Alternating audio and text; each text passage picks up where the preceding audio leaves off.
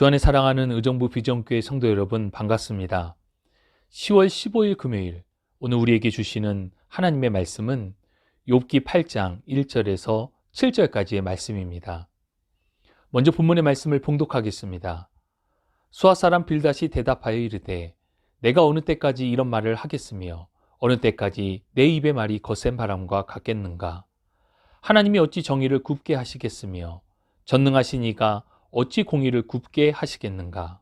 내 자녀들이 주께 죄를 지었으므로 주께서 그들을 그 죄에 버려두셨나니 내가 만일 하나님을 찾으며 전능하신 이에게 간구하고 또 청결하고 정직하면 반드시 너를 돌보시고 내 의로운 처소를 평안하게 하실 것이라. 내 시작은 미약하였으나 내 나중은 심히 창대하리라. 아멘. 욥과 친구들의 논쟁이 본격적으로 불이 붙었습니다. 앞서 4장과 5장에서 엘리바스는 인과응보론적 시각에서 충고를 하였고, 이에 욥은 6장과 7장에 자신이 당한 일에 대한 억울함과 또 이로 헤아릴 수 없는 고통을 고백합니다. 그러면서 욥이 호소하는 것은 하나님께서 자신의 생명을 거두어 주셨으면 좋겠다라는 탄식이었습니다. 이러한 상황을 옆에서 지켜보던 욥의 다른 친구 빌닷이 욥을 향해 발끈하며 욥을 강력하게 비판합니다. 빌닷은 하나님의 모든 심판은 참으로 정의로우시며 이러한 사실은 역사와 자연 세계를 통해서도 알 수 있다는 이야기를 8장에 진행합니다. 앞선 6장 24절에서 욥은 나를 가르쳐서 알게 하라 라고 이야기를 했는데, 이에 대하여 빌닷은 조상과 자연과 자신의 삶에서 이를 배우라고 이야기하는 것입니다. 본문 2절은 빌닷이 욥의 말들을 비판하며 마치 욥의 말은 거센 바람과 같다라는 표현을 사용합니다.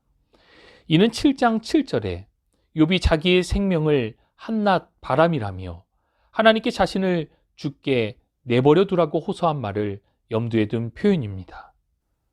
빌닷은 욥이 사용한 단어를 반복해서 사용하며 한낱 바람이 아니라 거센 바람이라며 맹렬히 비난하는 것입니다. 그런데 욥기에서 이 바람이라고 하는 단어는 1장 19절에서도 사용이 되었는데, 큰 바람이 욥의 10명의 자식들의 목숨을 한순간 모두 앗아갈 때 사용되었습니다. 그렇다면 욥이 한 말 중에 무엇이 거센 바람인가? 빌닷은 욥이 하나님의 정의와 공의를 의심한 것을 두고 거센 바람과 같다라고 이야기합니다. 3절을 보면 빌닷이 하나님은 공의와 정의를 굽게 하시는 분이 아니라는 사실을 강조하는데, 이는 욥이 하나님의 공의와 정의를 굽게 하였다는 주장입니다. 즉 욥에 대한 모든 어려움은 욥의 죄 때문이라는 주장입니다. 그러면서 빌닷은 4절에 욥의 가장 아픈 부분을 건드립니다. 욥의 10 자녀들이 한순간 모두 죽음을 맞이하게 된 것은 욥 자녀들의 죄 때문이라는 주장입니다.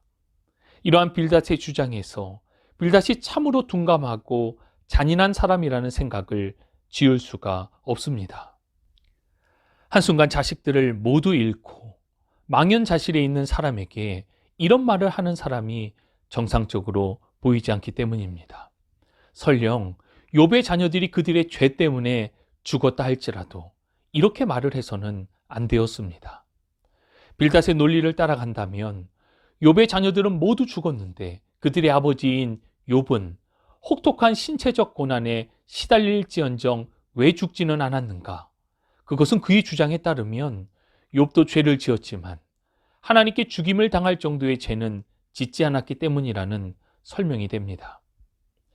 그러면서 빌닷이 욥에게 충고합니다. 이제라도 하나님을 찾고 기도를 해야 한다고 5절에 권면을 하면서 모든 죄를 하나님께 자백하고 회개하면 하나님께서 용서해 주실 것이고 다시 평안과 안식을 누릴 수 있을 것이라 6절에 이야기합니다.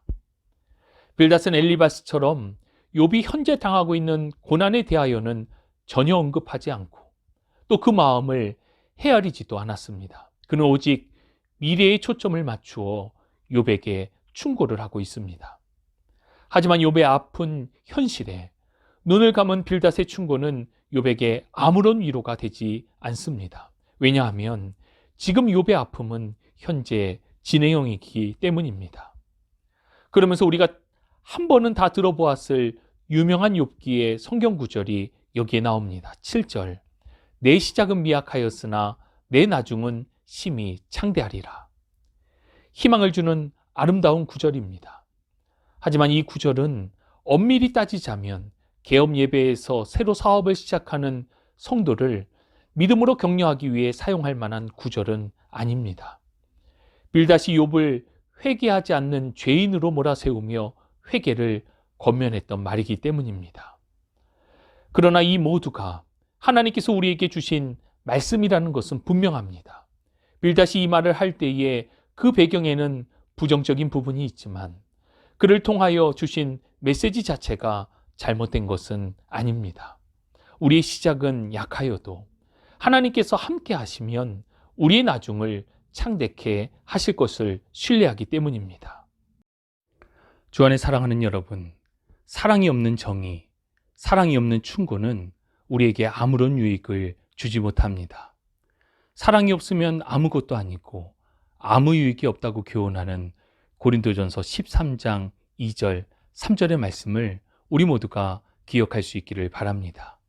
아무리 능력이 있어도 또 아무리 많은 지식이 있어도 많은 것으로 어려운 일을 돕고 헌신한다 할지라도 만일 그 마음 속에 사랑이 동기가 되지 않는다면 그것은 아무 유익이 없습니다. 만일 우리가 남편을 향해, 아내를 향해, 자녀들을 향해, 나와 관계되어 있는 모든 사람들을 향해 정말 그들을 위한 옳은 말을 한다 할지라도 그 가운데 사랑이 없다면 그것은 아무런 유익이 없습니다. 그것이 교회로 인도하기 위한 전도여도 마찬가지입니다. 우리의 마음에는 그들을 향한 긍휼히 여기는 마음이 있어야 하고 또 그들을 사랑하기에 복음을 증거하는 것입니다. 이는 우리 하나님께서 우리를 사랑하시기에 독생자 예수 그리스도를 내어주시기까지 사랑하신 것과 같은 복음의 원리입니다. 오늘 내가 하던 일들, 내가 하는 말들을 잠시 멈추고 우리 자신을 돌아볼 수 있기를 원합니다. 나는 사랑으로 이 일을 또 이 말을 하고 있는가? 사랑이어야 합니다.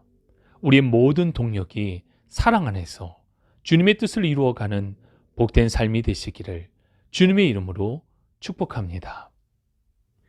하나님 감사합니다. 오늘도 주시는 주의 귀한 말씀을 받습니다.